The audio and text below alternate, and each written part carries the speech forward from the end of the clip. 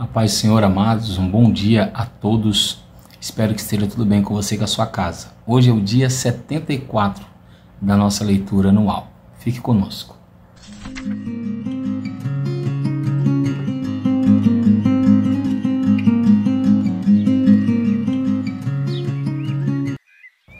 Amados, a nossa porção diária de hoje vai do capítulo de número 20 até o capítulo de número 22, amém? Separe um tempo, faça a sua leitura, para a sua meditação e para seu crescimento espiritual. E o nosso texto devocional de hoje se encontra lá no capítulo de número 21 e o verso 45, amém? E a palavra do Senhor vai nos dizer assim: nenhuma promessa falhou de todas as boas palavras que o Senhor havia falado à casa de Israel. Tudo se cumpriu. Amém? Irmãos, nós temos aí uma porção bem interessante hoje, para a nossa meditação. E eu queria muito que você não deixasse de ler, amém? E nem de fazer as suas anotações, as suas meditações. Que Deus for dando para você e que você for aprendendo. Isso é interessante, tá bom? Capítulo 20 vai falar das cidades refúgios. Eu não sei se você está lembrado delas, mas lá em Números, em Deuteronômio, fala um pouquinho delas. O que são as cidades refúgios? Vamos lembrar? Essas cidades, elas serviriam de abrigo para pessoas que se tornassem homicidas, que matassem alguém, mas no caso essa pessoa, ela não poderia ser um homicida de qualquer forma, ela deveria ser um homicida involuntário, foi uma morte involuntária, o que nós chamamos hoje de homicídio não culposo, quando a pessoa mata sem a intenção.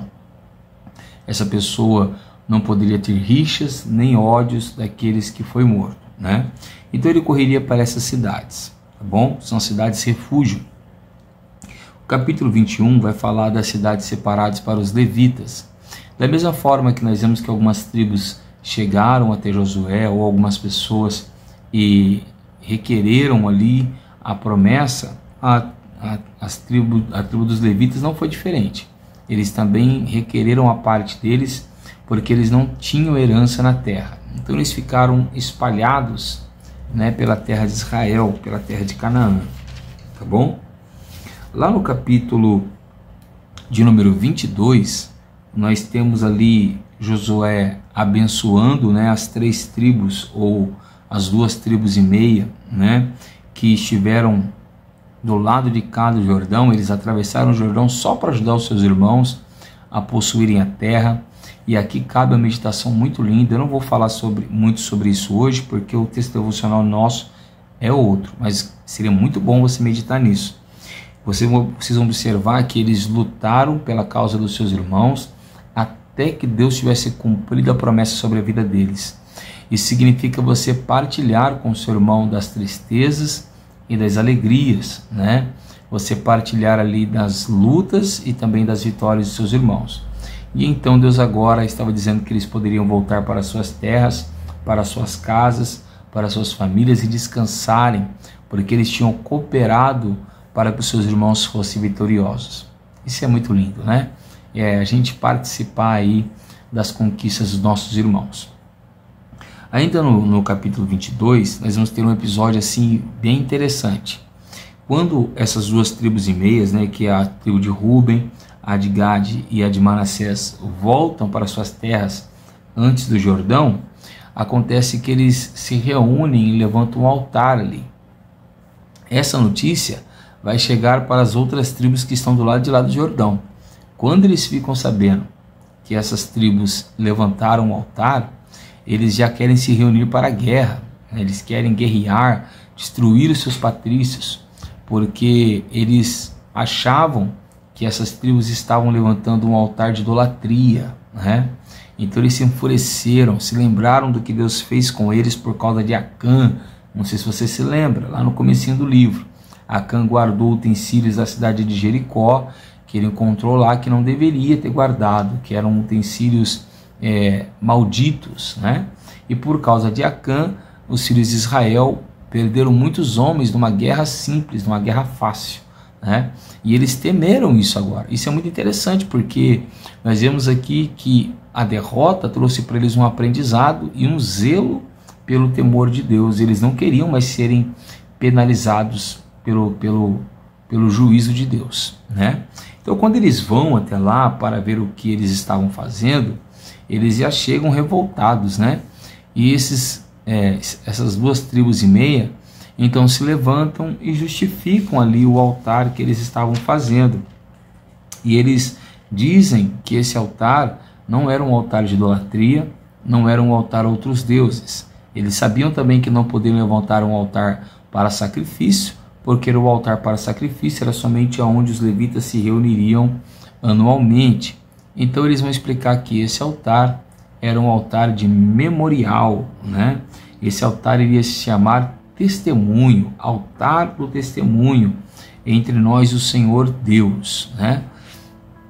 Com essa justificativa, os levitas entendem então que o altar deles é por uma boa causa, e todos retornam para suas casas em paz. Muito interessante isso daqui. Olha o que é o zelo, né? Quando alguém aprende que Deus penaliza, que Deus castiga, ao invés de continuar no erro, essa pessoa quer ter uma mudança. Isso aqui é muito interessante, porque a gente não vê isso quando Moisés é líder. A gente vê isso sob a liderança de Josué. Muito interessante, né? Agora, lá no capítulo 21, no texto que nós lemos para o nosso devocional, capítulo 45, diz assim: nenhuma promessa falhou de todas as boas palavras que o Senhor havia falado à casa de Israel. Tudo se cumpriu. Primeiro, o que Deus tinha falado? Que Deus daria para eles uma terra que mana leite e mel. Então Deus cumpriu. O que mais Deus tinha falado? Que ali haveriam cidades que eles não teriam construído, que outros construíram e que eles morariam. Isso também se cumpriu. Deus também tinha falado que eles iriam comer de frutos que eles não plantaram, que outros plantaram e que eles iriam usufruir. Isso também se cumpriu. Deus também falou que ele entregaria os inimigos nas suas mãos e que ele lhes daria vitória sobre seus adversários. Isso também se cumpriu. O que nós estamos vendo aqui, nesse pequeno versículo, é que Deus é fiel em suas promessas. Deus também tinha prometido que daria-lhes para eles o descanso. E lá no verso de número 44, olha o que diz: o Senhor lhes deu repouso ao redor, segundo tudo o que havia jurado aos seus pais. Nenhum de todos os seus inimigos resistiu diante deles, e a todos eles o Senhor entregou nas mãos dos filhos de Israel. Então Deus entregou os inimigos, Deus deu vitória e Deus deu descanso para os filhos de Israel, certo? Então todas as promessas literalmente se cumpriram sobre eles. Nós vimos que houve algumas tribos, nós meditamos alguns dias atrás, que houve algumas tribos que não conseguiram expulsar por completo os inimigos, mas aqui não foi falha de Deus, nós vimos lá, e sim por falta de insistência deles em perseverar na presença de Deus. O que esse versículo mostra para nós é que nenhuma promessa de Deus falha. Todas as boas palavras de Deus vão se cumprir em nossa vida no tempo determinado.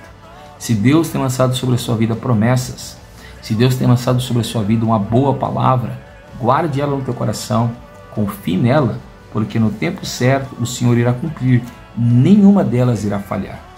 Outra coisa que nós aprendemos: as promessas de Deus não são de acordo com aquilo que os homens falam, mas de acordo com o que Deus fala, porque diz assim: nenhuma promessa falhou de todas as boas palavras que o Senhor havia falado. Irmãos, uma coisa interessante que nós temos que aprender é que Deus não zela pela palavra do homem, Ele zela pela sua palavra. Amém? Então pode vir homens falar coisas deles para você e não se cumprir. E Deus não é culpado por isso, porque foi o homem quem disse. Agora, o que Deus disser a nosso respeito, isso Ele fará. Amém? Olha o que diz o final do texto: tudo se cumpriu. Amém? Então eu quero motivar você em sua fé nessa manhã. Não deixe de confiar no Senhor. não deixe de crer no Senhor. Por quê, pastor? Porque tudo o que Deus falar a meu e a seu respeito irá se cumprir no determinado tempo. Amém, amados? Eu sou o pastor Tiago, da Igreja Pentecostal Poder da Palavra, e eu quero orar juntamente com você nessa manhã. Amém? Feche seus olhos, abra o seu coração. Se você tem recebido promessas de Deus, não desanime. Apresente elas agora diante do Senhor. Vamos orar? Senhor, nosso Deus e nosso Pai, nessa manhã nós podemos louvar o Teu nome, engrandecer a Sua majestade e Te agradecer pela Tua bondade. Perdoa os nossos pecados, as nossas falhas e as nossas transgressões. Purifica-nos, ó Pai, de toda iniquidade. A Tua palavra hoje diz, ó Deus, que nenhuma das palavras boas que o Senhor falou para os filhos de Israel caíram por terra. Todas elas se cumpriram, nenhuma delas falhou. Nós cremos que Tu és um Deus de promessas e um Deus que não falha em Suas promessas. Nós cremos que Tu és um Deus que cumpre aquilo que o Senhor falou. O Senhor não é homem para que minta e nem filho do homem para que se arrependa. Nós cremos nisso, Senhor. Senhor, se Tu tens prometido curar esse homem, curar essa mulher, que a cura venha sobre eles agora. Se o Senhor tem prometido, Senhor, fortalecer o Teu filho, fortalecer a Tua filha, que isso se cumpra sobre eles agora. Se o Senhor tem prometido abrir uma nova oportunidade de emprego, uma promoção, que isso se cumpra sobre a vida dos Seus filhos. Se o Senhor tem prometido um ministério, um crescimento espiritual, que isso se cumpra hoje sobre a vida dos Seus filhos. E se o Senhor tem prometido salvar um familiar, um ente querido que tem sido apresentado em oração constantemente, que o Senhor cumpra nessa hora. Independente das Suas promessas, independente das Suas boas palavras, cremos que Tu és fiel e cremos que o Senhor cumprirá tudo no seu determinado tempo. Para a glória e o louvor do nome de Jesus é que nós Te pedimos e Te agradecemos. Amém, Jesus.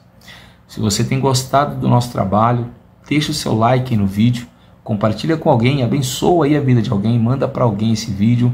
E se você ainda não está inscrito no canal da igreja e deseja receber esses vídeos todas as manhãs, se inscreva aí no canal da igreja, ativa o sininho e todas as manhãs você vai meditar na palavra de Deus conosco e receberá uma oração pela sua vida. Amém? Que Deus te abençoe, tenha uma ótima quinta-feira e fique com Deus.